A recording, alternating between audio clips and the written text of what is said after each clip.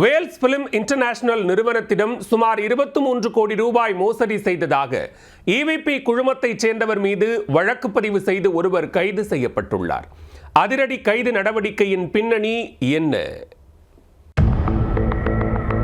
கடந்த ஆண்டு ஜூலை 16ஆம் தேதி சோழிங்கநல்லூரில் உள்ள சுமார் 34.75 ஏக்கர் நிலம் மற்றும் அங்குள்ள ஸ்டுடியோக்கள், திரையரங்குகள், தங்கும் விடுதிகள் ஆகியவற்றை நிர்வகிப்பது தொடர்பாக EVP சந்தோஷா ரெட்டியுடன் வேல்ஸ் நிறுவனம் ஒப்பந்தம் செய்திருந்தது.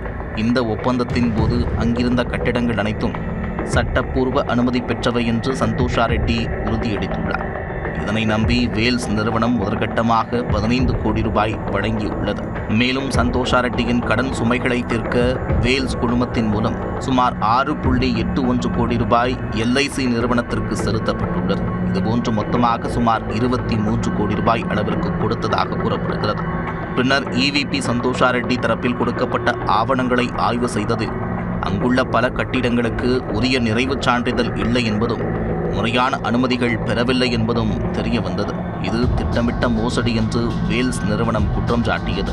கடந்த டிசம்பர் 13ஆம் தேதி தமிழக நிதியமைச்சர் தங்கம் தென்னரசு மற்றும் நடிகர் கமல்ஹாசன் முன்னிலையில் Wales trade and convention centre கோலாகலமாக திறந்து வைக்கப்பட்டது.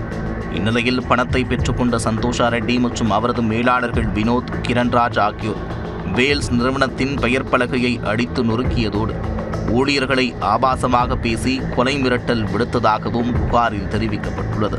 மேலும் அந்த இடத்தை அராஜகமான முறையில் கையகப்படுத்த முயன்றதாகவும் கூறப்படுகிறது. இதுகுறித்து வேல்ஸ் பிலிம் இன்டர்நேஷனல் நிறுவனத்தின் மேலாளர் குணசேகரன் சோழிங்கநல்லூரில் உள்ள தாம்பரம் காவல் ஆணையரகத்தில் புகார் அளித்தார்.